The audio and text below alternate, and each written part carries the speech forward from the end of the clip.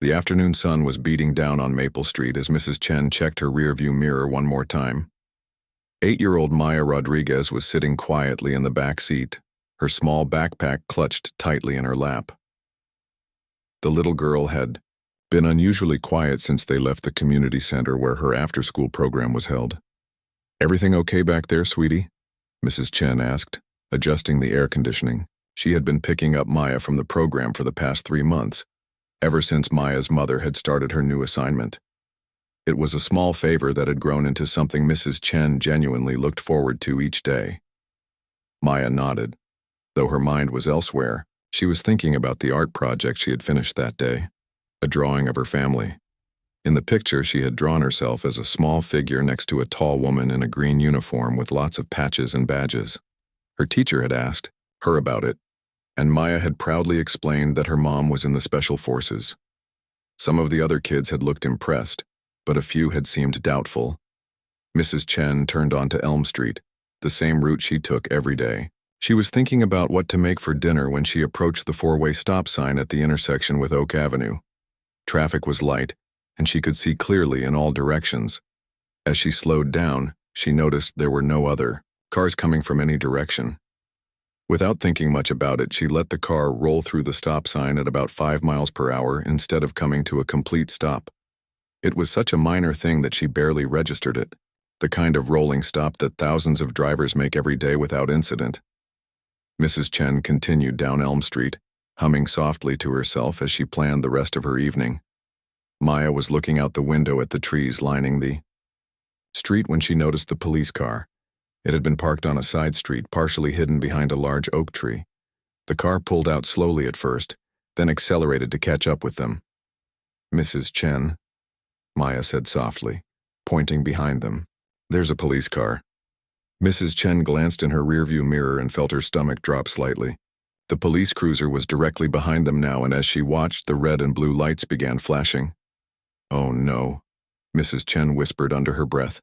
She had been driving for over 20 years and had only been pulled over twice before, both times for minor speeding violations. Her hands became slightly damp as she gripped the steering wheel and began looking for a safe place to pull over. Officer Bradley Stevens sat behind the wheel of his patrol car, running the license plate number through his computer system. He had been having a frustrating day. 2 calls had been complaints that turned out to be nothing, and his supervisor had questioned him about some paperwork that was overdue. He was in the mood to write a ticket, and that rolling stop had given him the perfect excuse. The license plate came back clean, registered to Linda Chen, no outstanding warrants or violations. But as Stevens looked at the car ahead of him, he noticed something that made him more interested in this stop. There appeared to be a child in the back seat, and from what he could see, the child didn't look like she belonged to the Asian woman driving the car. Stevens had his own ideas about what that might mean, and none of them were good. In his 12 years on the force, he had developed what he called a sixth sense about these things. Of course, what he called intuition was really just a collection of biases and assumptions that he had never bothered to examine. Mrs. Chen pulled into the parking lot of a small convenience store, her hands shaking slightly as she put the car in park. She had always been nervous around police officers, partly because English wasn't her first language and she sometimes worried about being misunderstood. "It's okay, Mrs. Chen," Maya said from the back seat, sensing the older woman's anxiety. "You didn't do anything wrong." But Mrs. Chen wasn't so sure. She tried to think back over the last few minutes of driving. Had she been speeding? She didn't think so. Had she made an illegal turn? She couldn't remember doing anything unusual. Officer Stevens took his time getting out of his patrol car. He adjusted his duty belt and put on his mirrored sunglasses before walking toward the vehicle. His approach was deliberately slow and intimidating, a technique he had learned early in his career. He believed it gave him a psychological advantage. As he reached the driver's side window, Mrs. Chen was already rolling it down. Her hands were visibly trembling as she reached for her purse to get her license and registration. "License and registration," Stevens said without any greeting or explanation for the stop. His voice was sharp and authoritative, designed to establish dominance immediately. "Yes, officer." Mrs. Chen replied, her accent slightly more pronounced due to her nervousness. May I ask what I did wrong? Stevens didn't answer immediately. Instead, he leaned down to look into the car, his eyes focusing on Maya in the back seat. The little girl was sitting very still, her dark eyes wide as she looked back at him. Whose kid is that? Stevens asked, ignoring Mrs. Chen's question entirely. Mrs. Chen blinked in surprise. This is Maya. She's my neighbor's daughter. I pick her up from her after-school program. Stevens straightened up and looked around the parking lot as if he was expecting something. And where's her mother? She's at work, Mrs. Chen replied, confusion evident in her voice. I help out by picking Maya up. We live on the same street. Maya could sense the tension in the car. She didn't understand why the police officer seemed angry, or why he was asking so many questions about her. Her mother had always taught her to be respectful to police officers, that they were there to help people. But this man didn't seem like he wanted to help anyone. You got any ID for the kid? Stevens asked, his tone becoming more aggressive. Mrs. Chen looked puzzled. ID? She's 8 years old. Children don't carry identification. This response seemed to irritate Stevens even more. So you're telling me you've got someone else's kid in your car? No way to prove who she is or that you have permission to have her? But I do have permission, Mrs. Chen protested. Her mother asked me to pick her up. We arranged this months ago. Stevens walked around to the other side of the car and knocked on Maya's window. The little girl rolled it down, her hands small and careful on the window control. What's your name, kid? Stevens asked. Maya Rodriguez, she answered in a clear, quiet voice. And who's this lady to you? He pointed at Mrs. Chen. She's my friend. She picks me up from the community center every day because my mom has to work late sometimes. Stevens nodded as if this confirmed his suspicions. And where's your mom right now? Maya thought for a moment. She's at the base. She's doing training today. Training? Stevens laughed, but it wasn't a friendly sound. What kind of training? Military training, Maya said, not understanding why he was laughing. My mom is in the Special Forces. The laugh that came from Stevens was louder this time, filled with disbelief and something darker. Special Forces? Really? And I suppose she's a Navy SEAL too? Maya looked confused. No, she's Army. She has a green uniform with lots of patches. Mrs. Chen was watching this exchange with growing alarm. She could hear the mockery in the officer's voice, and she didn't like the way he was speaking to Maya. Officer, perhaps we could call Maya's mother to confirm. I'm handling this. Stevens cut her off sharply. He turned back to Maya. So, your mom is in the Special Forces, huh? What's her rank? Maya tried to remember the exact words. She's a staff sergeant. She has 3 stripes that point up. Stevens shook his head, still chuckling. Kid, I've been around the block a few times. I know what real military families look like, and this ain't it. Maya felt tears starting to form in her eyes. She didn't understand why this man was being so mean, or why he didn't believe her about her mother. Her mom had always told her to tell the truth, especially to police officers and teachers. But it is true, Maya said, her voice getting smaller. My mom showed me her medals. She has one for jumping out of airplanes. Jumping out of airplanes, Stevens repeated, his voice dripping with sarcasm. Right, and what does your mom do when she's not jumping out of airplanes and saving the world? Mrs. Chen had heard enough. Officer, please. You're upsetting the child. If you need to verify anything, we can call her mother. Stevens ignored Mrs. Chen completely and focused on Maya. I'm going to ask you one more time, kid. Where is your real mother? The question hit Maya like a physical blow. Real mother? What did that mean? She is my real mother, Maya said, tears now flowing freely down her cheeks. Stevens straightened up and walked back around to Mrs. Chen's window. Ma'am, I'm going to need you and the child to step out of the vehicle. Step out? Mrs. Chen's voice rose in pitch. But why? What have we done? I need to verify some things, Stevens said, his hand resting on his radio. And I'm not comfortable with this situation. Mrs. Chen looked back at Maya, who was now crying quietly in the back seat. The little girl looked so small and frightened. that Mrs. Chen felt a surge of protective anger. "This is ridiculous," Mrs. Chen said, though she was already unbuckling her seatbelt. "We haven't done anything wrong. That's for me to determine," Stevens replied coldly. As Mrs. Chen got out of the car, she could see other people in the parking lot starting to notice the commotion. A few shoppers coming out of the convenience store had stopped to watch, and she felt her face burning. The afternoon heat seemed to intensify as Maya and Mrs. Chen stood beside their car in the convenience store parking lot. Maya's tears had slowed, but her face was still red and blotchy. She kept looking down the street, hoping to see her mother's familiar vehicle coming to pick her up from what had turned into the worst day she could remember. Officer Stevens walked a slow circle around Mrs. Chen's car, peering through the windows as if he expected to find something incriminating. His movements were deliberate and theatrical, designed to make both the woman and child feel like they were under intense scrutiny. "So let me get this straight," Stevens said, stopping directly in front of Mrs. Chen. "You want me to believe that this kid's mother is some kind of elite soldier, and you just happen to be the helpful neighbor who picks her up every day?" Mrs. Chen nodded earnestly. "Yes, that's exactly right. Maya's mother works very long hours and I'm retired, so I have the time to help. It's what neighbors do for each other." Stevens let out another one of his harsh laughs. "Lady, I've lived in this town my whole life. I know the military families around here, and trust me, they don't look like this." Maya felt another wave of confusion wash over her. What did he mean they didn't look like this? She looked at Mrs. Chen, then back at the officer, trying to understand what he was really saying. "My mom really is in the military," Maya said, her voice stronger now despite her tears.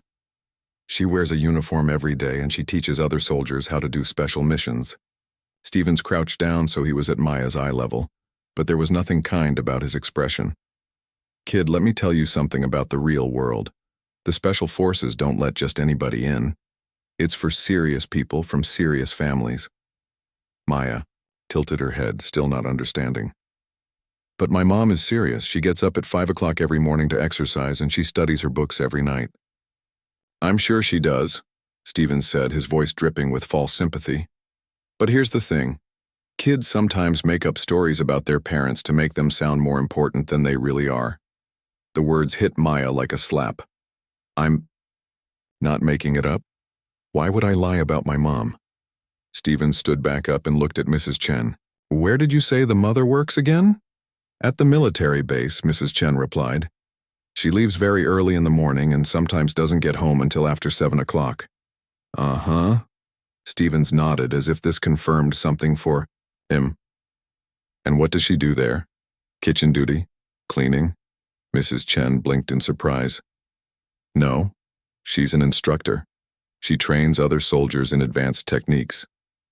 Stevens walked over to his patrol car and leaned against it, crossing his arms. "You know what I think is really going on here?" "I think we've got a single mother who's probably working 2 or 3 jobs just to make ends meet. And she's told her kid some story about being a soldier to make the kid feel better about why mommy's never around." Maya felt something hot and angry rise up in her chest. "That's not true. My mom is around. She reads to me every night and she helps me with my homework, and she makes me breakfast every morning before school." "Sure she does, kid," Stevens said dismissively. "And I bet she tells you lots of stories about her adventures, right? All make-believe stuff to help you feel special?" Tears were streaming down Maya's face again, but now they were tears of frustration and anger rather than fear. "They're not make-believe. She showed me her medals. She has pictures with her team." Stevens shook his head as if he felt sorry for her. "Kid, anybody can buy fake medals at a costume shop, and pictures, please. You can take a picture with anybody." Mrs. Chen had been listening to this exchange with growing horror. "Officer, I don't understand why you're being so cruel to a child. Even if you don't believe her, there's no reason to upset her like this." Stevens turned his attention back to Mrs. Chen, and his expression hardened. "Ma'am, what I'm trying to figure out is why you've got this kid in your car, telling wild stories about her family situation. It makes me wonder what kind of environment this child is really coming from." The implication in his words made Mrs. Chen's stomach turn cold. "What are you suggesting?" "I'm suggesting that maybe this kid's home situation isn't as stable as you're pretending it is." Maybe her mother isn't as responsible as you want me to believe, and maybe I need to make sure this child is safe. Maya's eyes went wide with terror. She had heard stories about children being taken away from their families, and the thought of being separated from her mother was the most frightening thing she could imagine. "No," Maya cried out. "You can't take me away from my mom. She loves me. She takes care of me." Stevens looked down at her with what he probably thought was compassion but came across as condescension. "Kid, I'm just trying to make sure you're okay. Sometimes adults tell children things that aren't true, and sometimes children end up in situations that aren't safe for them." Mrs. Chen stepped protectively closer to Maya. "Officer, this is completely unnecessary. I've known this family for years. Maya's mother is responsible and loving. She works hard to provide for her daughter." "Works hard doing what exactly?" Stevens challenged. "Because I'm telling you right now, no woman who looks like her is in the Special Forces. It just doesn't happen." The racist undertone of his comment wasn't lost on Mrs. Chen, and she felt a surge of anger on behalf of both Maya and her mother. "Officer, I think you're making some very unfair assumptions based on reality," Stevens cut her off. "Based on 12 years of experience in this job. Based on knowing what military families actually look like." Maya was sobbing now, her small body shaking with the force of her emotions. "Please just call my mom. She'll tell you. She'll show you her uniform." Stevens pulled out his notepad and clicked his pen. "Okay, kid, let's play this game. What's your mom's full name and rank?" Maya wiped her nose and tried to speak clearly. "Staff Sergeant Carmen Rodriguez. She's in the United States Army Special Forces." Stevens wrote this down with exaggerated care. "And what unit is she supposedly assigned to?" Maya struggled to remember the complicated numbers and letters her mother had taught her. "I think it's the 5th Special Forces Group. She has a patch with a sword on it." "Uh-huh." Stevens nodded, still writing. "And where exactly is this base where she works?" "Fort Campbell," Maya said. "It's about 30 minutes from here when there's no traffic." Stevens looked up from his notepad with a smirk. "Fort Campbell? Kid, do you have any idea how many people work at Fort Campbell? You really think your mom is important enough for me to track down?" Maya nodded eagerly. "She's really important. She teaches other soldiers how to survive in dangerous places. She knows how to use lots of different weapons and how to jump out of helicopters and..." "Helicopters now too?" Stevens laughed. "Wow, your mom really does it all, doesn't she?" Mrs. Chen had reached her breaking point. "Officer, I'm asking you to please stop mocking this child. Whether you believe her or not, there's no excuse for being cruel." Stevens's expression darkened. "Ma'am, I'm conducting an investigation here. I have reasonable suspicion that this child may be in an unsafe situation, and I'm going to follow protocol." "What protocol?" Mrs. Chen demanded. "The protocol for traumatizing an 8-year-old girl who hasn't done anything wrong?" "The protocol for protecting children," Stevens replied coldly. "Now I'm going to need to search your vehicle to make sure there's nothing in there that shouldn't be." Mrs. Chen stared at him in disbelief. "Search my vehicle? For what?" "That's for me to determine," Stevens said, walking back toward the car. Maya watched in horror as the officer began looking through Mrs. Chen's car. He opened the glove compartment and rifled through the papers inside. He looked under the seats and opened the center console. He even opened Maya's backpack and dumped out her school supplies and art projects onto the ground. "Hey," Maya protested, as her carefully completed homework scattered in the breeze. "Those are my school things." Stevens ignored her and continued his search. He seemed frustrated that he wasn't finding anything suspicious, which only made him more determined to find some justification for his behavior. "Officer," Mrs. Chen said, her voice tight with controlled anger. "You have no right to search my vehicle without probable cause. I know my rights." Stevens straightened up and looked at her with amusement. "Ma'am, I have reasonable suspicion of child endangerment. That gives me the right to ensure the safety of this minor." Maya looked up at Mrs. Chen with wide, frightened eyes. "What's child endangerment? What does that mean?" Mrs. Chen knelt down beside Maya and spoke gently. "It means he thinks someone is hurting you or not taking care of you properly. But that's not true, is it? Maya shook her head vigorously. No, my mom takes really good care of me. She makes sure I eat healthy food and she helps me with my homework and she reads me stories and she tucks me in every night. Stevens was listening to this exchange with obvious skepticism. Kid, if your mom is really in the military like you say, then she's probably gone a lot, right? Deployed overseas, training exercises, all that stuff? Maya thought about this carefully. Sometimes she has to go away for work, but not very much. And when she does, she calls me every day and she brings me presents when she comes back. Uh-huh. Stevens nodded. And who takes care of you when she's gone, this lady here? The sound of her mother's voice through the phone speaker made Maya's entire body relax with relief. Even Officer Stevens seemed momentarily taken aback by the crisp, professional tone that came through the line. Staff Sergeant Rodriguez, the voice repeated when no one responded immediately. Stevens cleared his throat and leaned closer to his phone. Ma'am, this is Officer Bradley Stevens with the City Police Department. I have your daughter here, and I need to ask you some questions. There was a brief pause, and when Carmen Rodriguez spoke again, her voice carried a note of concern mixed with authority. Is Maya hurt? What's happened? Maya couldn't contain herself any longer. Mom, I'm okay. But this police officer doesn't believe that you're in the Special Forces. Maya? Carmen's voice softened immediately. Baby, are you all right? Where are you exactly? Stevens jumped back in before Maya could respond. Ma'am, I pulled over a vehicle for a traffic violation, and I found your daughter in the car with someone who claims to be your neighbor. I need to verify that this situation is legitimate. Someone who claims to be my neighbor? Carmen's voice grew sharper. Officer, are you referring to Mrs. Chen? Because she picks up my daughter from her after-school program every day with my full permission and gratitude. Stevens felt his confidence waver slightly, but he pressed on. Ma'am, your daughter has been telling some pretty wild stories about your job. She claims you're in Special Forces. The laugh that came through the phone was not what Stevens had expected. It was confident and amused rather than embarrassed or defensive. Officer Stevens, my daughter is telling you the truth. I am Staff Sergeant Carmen Rodriguez, and I am indeed assigned to the 5th Special Forces Group at Fort Campbell. Is there some reason you find this difficult to believe? Stevens felt heat rising in his cheeks.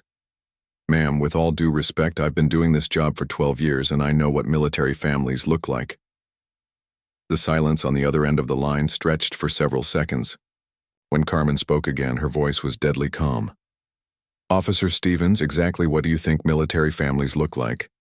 Stevens realized he was walking into dangerous territory, but his pride wouldn't let him back down. Ma'am, I'm just trying to verify the safety and well-being of this child. Your daughter's stories seemed unlikely. Which stories specifically? Carmen asked. The ones about my rank, my unit, my training responsibilities, or something else? Maya wiped her tears and spoke up. Mom, I told him about your medals and your uniform and how you teach other soldiers, but he said it was all made up. Carmen's voice took on an edge that made even Stevens take a step back from the phone. Officer Stevens, let me be very clear. My daughter knows exactly what my job is because I believe in being honest with her about my service to this country. I've spent the last 8 years in Special Forces, including 2 deployments overseas. I currently serve as an instructor in advanced combat techniques and survival training. Stevens was starting to realize that this phone call wasn't going the way he had planned, but he was too deep in to retreat now. Ma'am, that's quite a claim. I hope you have some way to prove all this. Prove it? Carmen's voice was incredulous. Officer Stevens, I'm currently on base completing a training exercise. I'm in full battle dress uniform.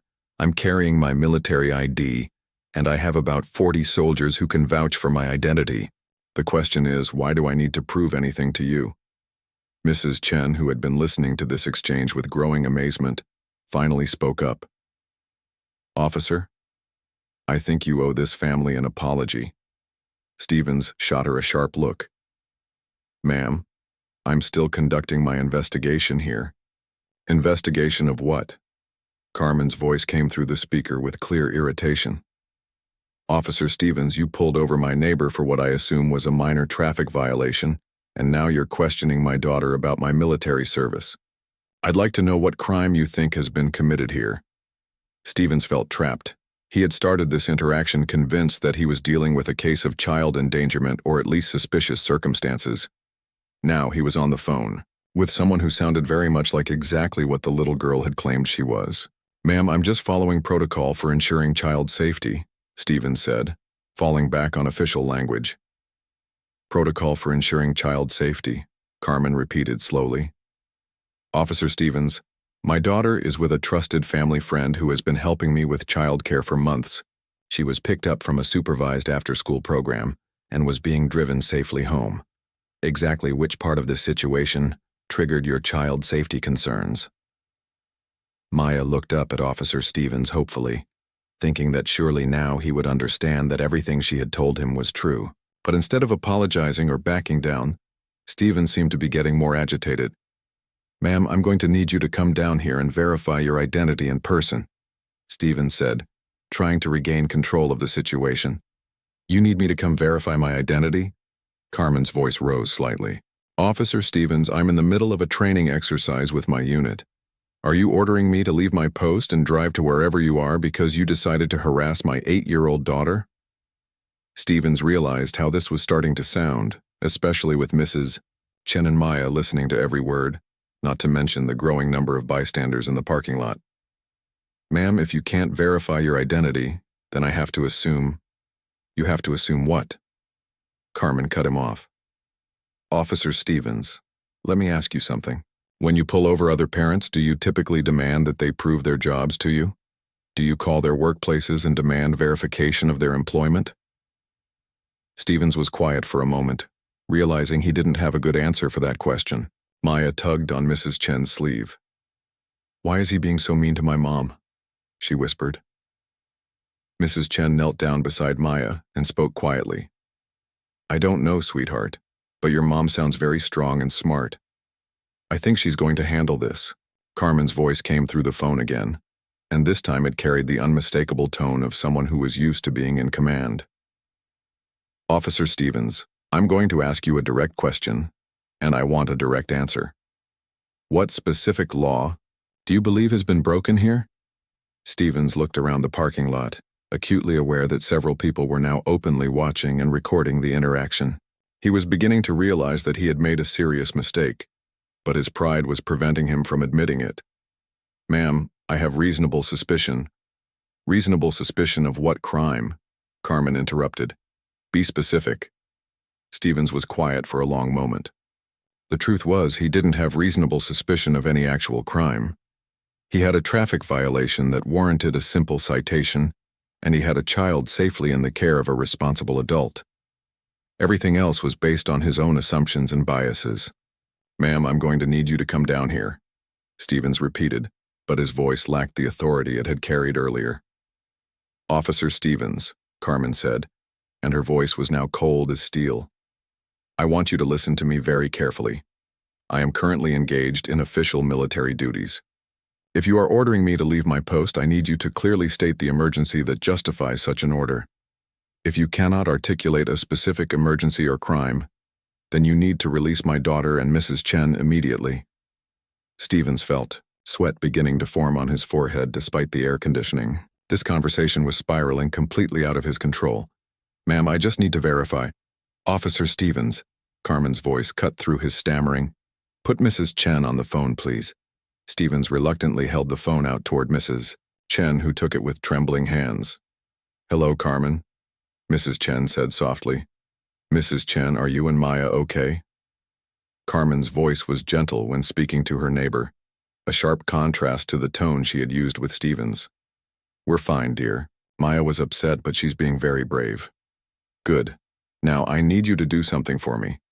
Can you ask Officer Stevens for his badge number and the name of his supervisor?" Mrs. Chen looked up at Stevens, who was clearly listening to every word. "Officer Stevens, Staff Sergeant Rodriguez would like your badge number and the name of your supervisor." Stevens felt his stomach drop. He realized that Carmen Rodriguez was not someone who was going to quietly accept being harassed, and that this situation was about to become much more serious than a simple traffic stop. "Badge number 447, Stevens said reluctantly. "My supervisor is Sergeant Wilson." Mrs. Chen repeated this information into the phone, and Carmen's response was immediate. Thank you. Now, Mrs. Chen, I want you to know that I'm documenting everything that's happened here today. Can you tell me exactly what Officer Stevens said to Maya about my military service? Mrs. Chen glanced at Maya, who was listening intently. He told her that you weren't really in the Special Forces. He said children sometimes make up stories about their parents. He laughed when she told him about your rank and your training. The silence on the other end of the phone was ominous. I see, Carmen said finally. Mrs. Chen, I'm going to be there in 20 minutes. Until I arrive, please don't let Maya out of your sight, and don't let Officer Stevens search anything else or ask Maya any more questions without you present. Stevens, who had been listening to this conversation with growing alarm suddenly. 18 minutes after Carmen Rodriguez had promised to be there in 20, Maya heard the distinctive rumble of a military vehicle approaching the convenience store parking lot. Her heart leaped with joy and relief as she recognized the sound of her mother's government-issued truck. That's my mom, Maya exclaimed, pointing toward the street with excitement. Mrs. Chen looked in the direction Maya was pointing and saw a dark green military vehicle slowing down to turn into the parking lot. Through the windshield, she could make out the figure of a woman in military uniform. Officer Stevens, who had been pacing nervously near his patrol car since calling for backup, also noticed the approaching vehicle. 2 additional police cars had arrived in the past 10 minutes, and Stevens had spent that time trying to explain to his fellow officers why he had called them to assist with what appeared to be a routine traffic stop. The military truck came to a stop about 30 feet away from where Maya and Mrs. Chen were standing. The engine shut off, and for a moment, the parking lot was completely quiet except for the distant hum of traffic on the main road. The driver's door opened, and Staff Sergeant Carmen Rodriguez stepped out. Maya had seen her mother in uniform countless times, but she had never been more proud or relieved to see that familiar figure than she was in this moment. Carmen stood about 5 feet 6 inches tall, with dark hair pulled back in a regulation bun. Her Army combat uniform was crisp and properly fitted, with numerous patches and insignia that told the story of her military career. But it wasn't just the uniform that commanded attention. Carmen Rodriguez carried herself with the confidence and bearing of someone who was used to being in charge, someone who had earned respect through years of training and service. As she walked toward the group, every step was purposeful and controlled. Stevens felt his mouth go dry as he watched her approach. This was not what he had expected at all. The woman walking toward them looked every inch the professional soldier that her daughter had claimed she was. Maya broke away from Mrs. Chen and ran toward her mother, who caught her in a tight hug. "Hi, baby," Carmen said softly, holding her daughter close. "Are you okay?" Maya nodded against her mother's shoulder, breathing in the familiar scent of her uniform and the faint smell of the military soap she used. "I'm okay now that you're here." Carmen held Maya for another moment, then gently set her down and looked her over carefully, checking for any signs of distress or harm. Satisfied that her daughter was physically unharmed, she turned her attention to Mrs. Chen. "Mrs. Chen, thank you for staying with her," Carmen said, giving the older woman a warm hug. "I'm so sorry you both had to go through this." "It's not your fault, dear," Mrs. Chen replied. Maya was very brave. Carmen's expression hardened as she looked past Mrs. Chen toward Officer Stevens, who was standing about 20 feet away next to his patrol car. The 2 backup officers were positioned nearby, clearly uncertain about what exactly they had been called to assist with. "Officer Stevens, I presume?" Carmen said, walking toward him with Maya's hand held firmly in hers. Stevens straightened up, trying to project authority despite the fact that he was beginning to feel completely out of his depth. "Yes, ma'am. Staff Sergeant Rodriguez?" "That's correct," Carmen replied, stopping directly in front of him. "I understand you've been questioning my daughter about my military service." Stevens glanced nervously at the other officers who were watching this interaction with obvious interest. "Ma'am, I was just trying to verify." "Verify what exactly?" Carmen interrupted. "Officer Stevens, my daughter is 8 years old. She was safely secured in a car seat, being driven home by a Trusted family friend after attending a supervised after-school program. What part of that situation required verification of my military service? One of the backup officers, a sergeant named Williams, stepped forward. Rodriguez, I'm Sergeant Williams. Can I ask what's going on here? Carmen turned to face Williams, and Stevens felt a moment of relief at the interruption. But that relief was short-lived. Sergeant Williams, I'm Staff Sergeant Carmen Rodriguez, 5th Special Forces Group, Fort Campbell. Officer Stevens pulled over my neighbor for what I assume was a minor traffic violation. He then subjected my 8-year-old daughter to an interrogation about my military service, laughed at her when she told him the truth, and accused her of making up stories about her family. Williams looked confused. Stevens, is that accurate? Stevens felt sweat beading on his forehead. Sergeant, I was just following protocol for child safety. The situation seemed suspicious. Suspicious how? Carmen asked, her voice dangerously quiet. Stevens looked around the parking lot, realizing that his explanation was going to sound increasingly weak. Ma'am, the child was making claims about your military service that seemed unlikely. Unlikely, Carmen repeated slowly. Officer, Stevens, what exactly did my daughter tell you that you found unlikely? Stevens cleared his throat. She said you were in special forces. She talked about jumping out of helicopters and teaching other soldiers. Carmen reached into her pocket and pulled out her military identification card, holding it out for Stevens to examine. Officer Stevens, this is my military ID. It clearly shows my name, rank, and unit designation. Would you like to examine it? Stevens took the ID with trembling hands. The photograph was clearly Carmen Rodriguez, and the information matched exactly what Maya had told him hours earlier. Staff Sergeant, 5th Special Forces Group, Fort Campbell. She also mentioned that I have medals. Carmen continued, pointing to several ribbons on her uniform. These include the Bronze Star Medal, the Army Commendation Medal, and the Combat Infantryman Badge. My daughter knows about these because I believe in being honest with her about my service. Maya looked up at her mother with pride shining in her eyes. See? I told you my mom was telling the truth. Carmen knelt down beside Maya and spoke gently. Baby, can you tell me exactly what Officer Stevens said to you about my job? Maya looked nervously at Stevens, then back at her mother. He said that kids sometimes make up stories about their parents to make them seem more important. He said you probably work in the kitchen or cleaning, and that anybody can buy fake medals at a costume shop. The silence that followed Maya's words was heavy and uncomfortable. Carmen stood back up slowly, her expression controlled but her eyes blazing with anger. Officer Stevens, she said, her voice barely above a whisper, did you really tell my 8-year-old daughter that her mother's military service was fake? Stevens wanted to disappear. The other officers were staring at him with a mixture of disbelief and embarrassment. Several bystanders in the parking lot were still recording the interaction on their phones. Ma'am, I was just trying to determine. You were trying to determine what? Carmen's voice rose slightly.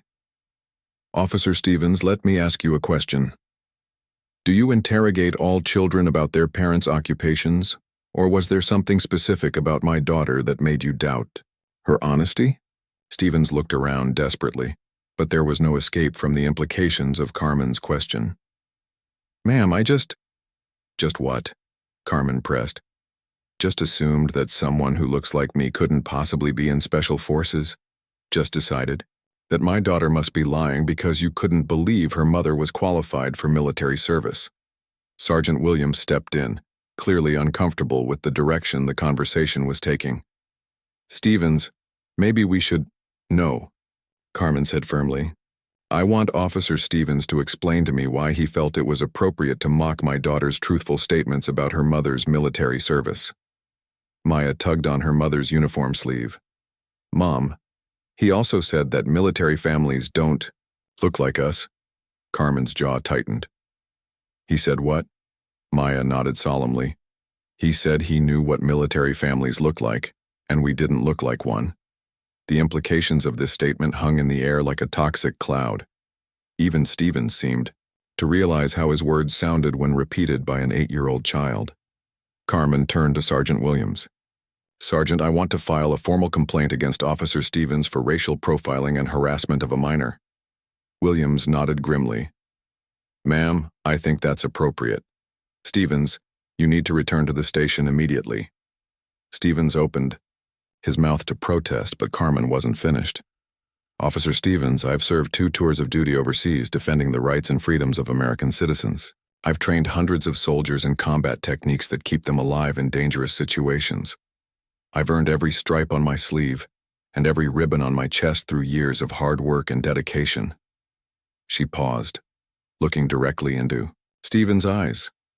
"What I haven't done is teach my daughter to accept disrespect from anyone, regardless of their uniform or position. You owe her an apology." Stevens looked around the parking lot at the faces watching him. Maya was standing close to her mother, holding her hand and looking up at him with eyes that were sad rather than angry. Mrs. Chen was shaking her head in disappointment. The other officers were clearly embarrassed by his behavior. The bystanders were recording everything. "I'm sorry," Stevens mumbled, looking down at his feet.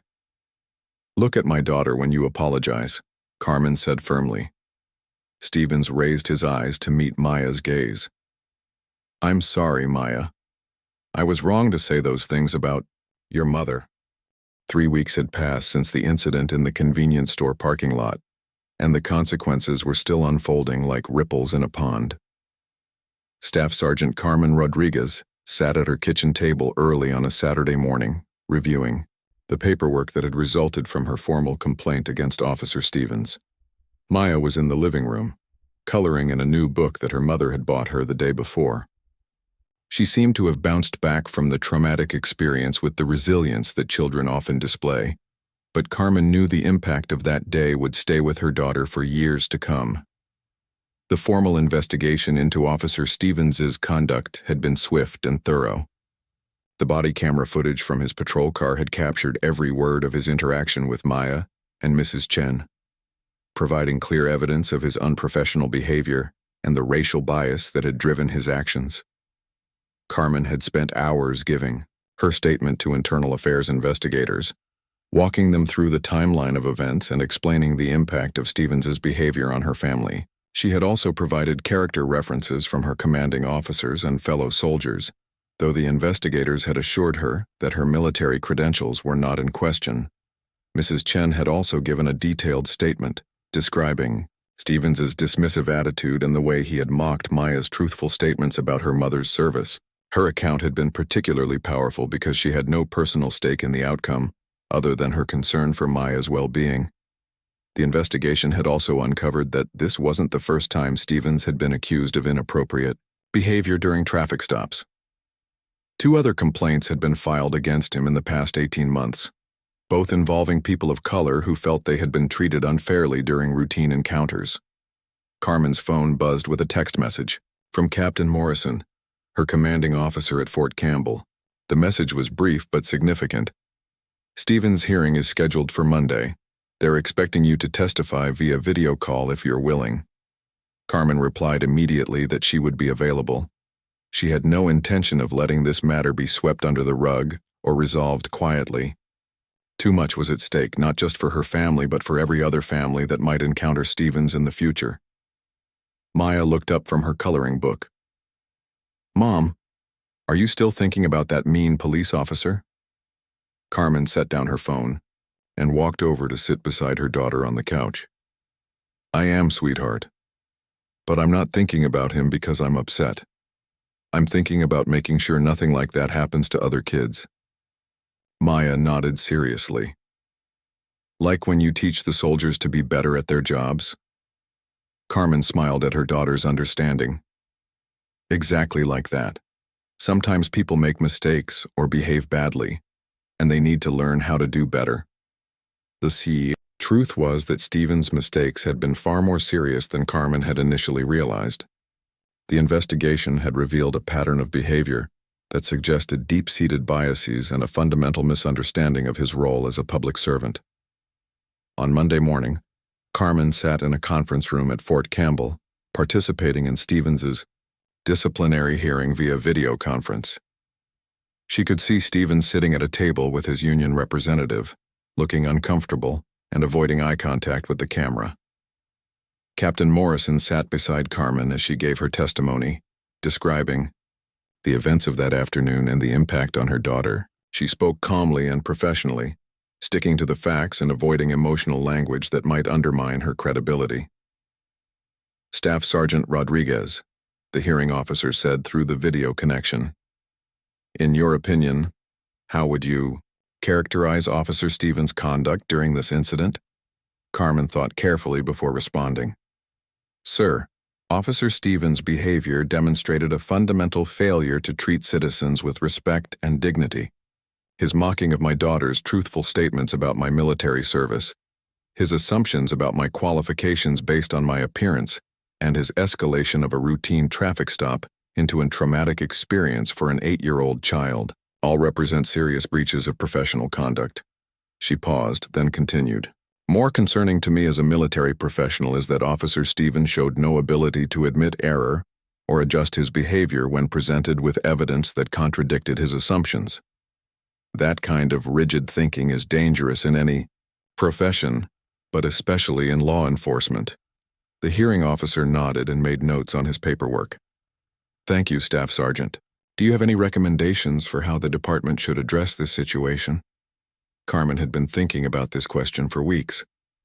Sir, I believe Officer Stevens needs extensive retraining on implicit bias, appropriate interaction with children, and de-escalation techniques. I also think he should be required to complete community service with organizations that serve diverse populations, so he can better understand the communities he's supposed to protect. Stevens' union representative objected that these requirements were excessive for what he called a miscommunication, but the hearing officer seemed unimpressed by this characterization. The hearing lasted for 3 hours, with testimony from multiple witnesses and a detailed review of Stevens' personnel file. At the end, the hearing officer announced that his decision would be delivered within 1 week. That decision, when it came, was more comprehensive than Carmen had expected. Stevens was suspended without pay for 30 days, placed on probation for 1 year, and required to complete 40 hours of training on cultural sensitivity and implicit bias. He was also assigned to desk duty for 6 months, removing him from direct contact with the public during his probationary period. Most importantly, a formal reprimand was placed in his permanent personnel file, which would affect his eligibility for promotion and his ability to transfer to other departments. Stevens' supervisor, Sergeant Wilson, had also faced consequences for his failure to properly address previous complaints about Stevens' behavior. Wilson was required to attend additional training on supervisory responsibilities and was placed on notice that future incidents involving officers under his command would result in more serious disciplinary action. But the changes went beyond individual consequences. The police department announced new policies requiring all officers to complete annual training on implicit bias and cultural competency. They also implemented a new protocol for interactions involving children, requiring officers to exercise additional care and restraint when questioning minors. Carmen felt satisfaction at these systemic changes, knowing they would benefit families throughout the community. But she also knew that lasting change would require ongoing vigilance and commitment from community leaders and law enforcement officials.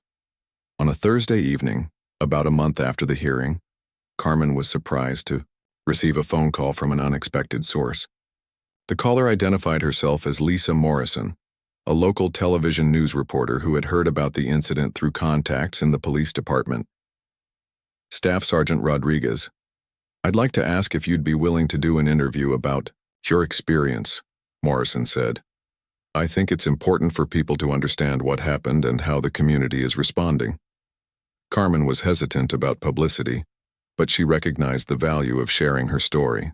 I'll consider it, but my daughter's privacy is my primary concern. Of course, Morrison assured her. We wouldn't include Maya in any interview, and we wouldn't use your home address or any identifying information about her school or activities. After discussing the matter with Captain Morrison and getting approval from her command, Carmen agreed to the interview. It aired the following week during the evening news, with Carmen speaking clearly and calmly about the importance of accountability in law enforcement and the need for all citizens to be treated with dignity and respect. The response to the interview was overwhelmingly positive. Carmen received dozens of emails and phone calls from other military families who had experienced similar treatment, as well as from community members who expressed support for her decision to speak out. One call particularly touched her heart. It came from another mother, whose teenage son had been stopped by Stevens 6 months earlier and subjected to similar treatment. The woman thanked Carmen for having the courage to file a complaint, saying she had been too intimidated to speak up at the time.